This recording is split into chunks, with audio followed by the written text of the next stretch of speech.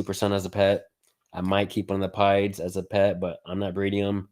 And once my garage gets built and she has a walk-in, then I'll be like, it's like you said, right now, especially among outsiders looking in, like I couldn't imagine what someone coming in here saying, look at this huge retic in this tiny little living coffin. Like that's, it's functional for us as a keeper, obviously, because it's easy. Right. But for her being like, she's probably 16, 17 feet in a 6x3.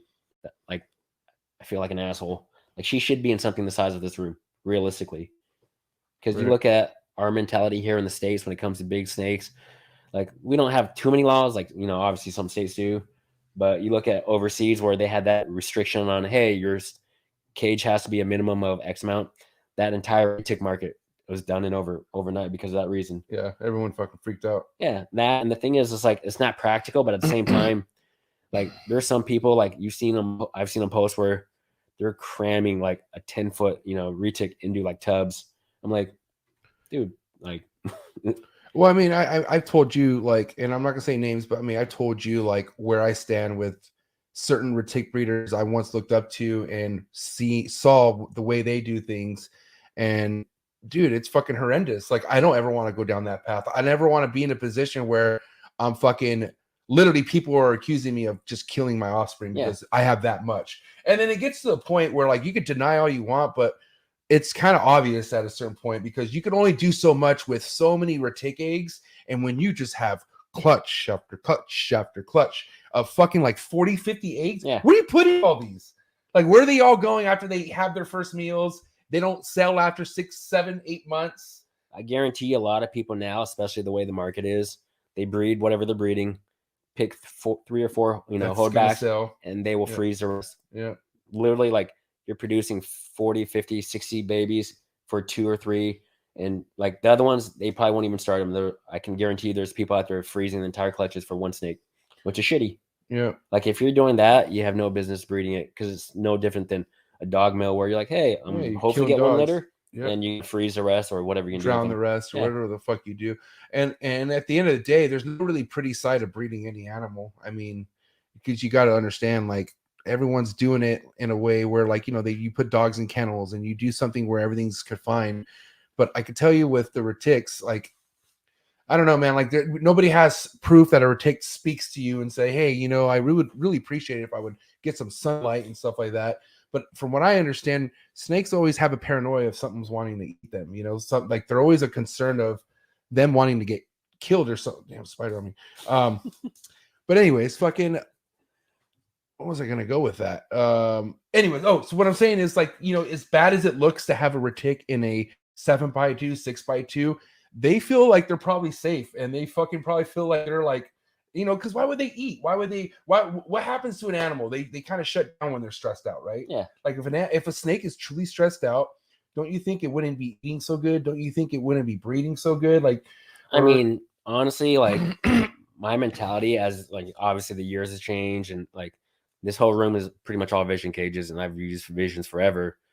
But if I had the means and ability, everyone would be in cages 3-4 times the size, and my big girl would be in literally a room this size because at the end of the day, it's like it works. But that whole thing where people always say, well, they must be doing good because they're breeding. I mean, there's a lot of horrible conditions for people or animals, and they'll still breed. I mean, if you ever been to like any kind of prison, hey, horrible condition, they're still breeding.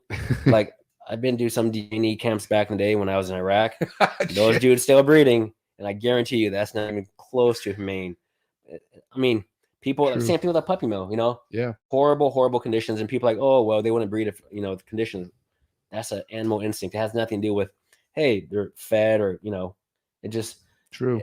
It justifies people hoarding the shit out of animals. And the thing is, like, retics, you can't do it as bad, even though some people do because obviously they get big. But honestly, like every retic breeder out there right now, it's like if you're producing 500, 1,000 plus babies a year, I mean, back of your head, you're probably like maybe 2-3% make it through the first birthday. Everything else dies. Yeah. And then, like, with the way things are with U.S. ARC battling fucking laws and shit hitting the fan, like that's like those kind of breeders aren't going to help us, bro. Like it's not the wrong person's going to fucking catch wind of that shit, bro. It's not even that because at this point, like honestly, in my mentality, it sucks to say this, but we're already gonna lose the rights. It's not if, but when, because you just need that one donkey to be like, "Hey, a snake ate my kid." Done. Everything Right. overnight would change because like every once in a while, it's fun. It's not funny. Like I don't know. It's funny, stupid when you see, oh, my snake got out and my neighbor found it 2 houses down, and it's like some 18-foot, retic, or some like a while back, I can't remember what state, they had some 18, 19-foot tiger on someone's roof that got out and was this and that's like, it's funny when initially, then you're like, that could go wrong in so many ways, and it just takes that one time where something happens, and Bro, my now neighbor we're found all my paying for 8-footer in the middle of the street, bro. Did I tell you that? it. I would have. Her name's Houdini, obviously. Now you wonder why, but she fucking busted out. I had built an outdoor enclosure for a monitor, Okay. and I was running power through the trap outside so I could for the Yeah. heat lamps. So I put the tiniest little hole in the fucking screen for the cord, right? So the retic gets out, pushes it. So when I'm looking all over, I see a huge rip in the screen, and I'm like, "You got to be." And you see my backyard. So I'm looking at the backyard, and I'm like, "This is not good, dude." Literally, bro, I'm sick to my stomach. I tell my buddy Tony. My buddy Tony puts a Craigslist ad and everything, and I'm just waiting to hear something on the news. I'm sick to my stomach. Like I'm like mad at myself. That's literally when I hit the point of saying I don't want these big snakes anymore. Like this is it. You know what I mean? But long story short, this motherfucker finds it 3 houses down across the street, finds it 10 o'clock at night, just sprawled out. This is during summertime, sprawled out in the middle of the street with a big fucking lump in its body. God knows what it ate. And then he took it to a pet store, showing it off like, "Hey, I found this snake." And one of the pet employees went on Craigslist and saw an ad that my buddy put saying, "Hey, missing retic. Let me know if you find it." And she sure enough calls me. She's like, "Hey, somebody came into the pet store saying they found your snake, I think." And I'm like, "You got to be shitting me." I fucking get the guy's number, dude, and he plays stupid as shit. And I fucking hit him hard. I'm telling him what it looks like, and he's like, "Oh, it is your snake." I'm like, "Yeah, bro, don't fuck around." I was like, I guarantee you don't even know what the hell you're doing with it right now. Yeah. He's like, "I don't, man." I'm like, "What's your address?" And he gives me the address. It's 3 houses down. I fucking haul ass to his house. He bought a 4x2 for it. He had 4 jumbo micers running around, and he's like, "It won't eat for me, man." I'm like, "What the fuck?" I was like, "Dude, get these things out of here." You fucking dude. Oh my god. But yeah, this is. I'm not scared to talk about that. I was one of those guys because I was one of those guys. But that's why I don't have Mainlands no more. Like I'm smart enough to realize that there's no room of fucking up with these. Like yeah, sure, you can lose a ball python, but it's a fucking ball python. Ball pythons are really easy to find, by the way.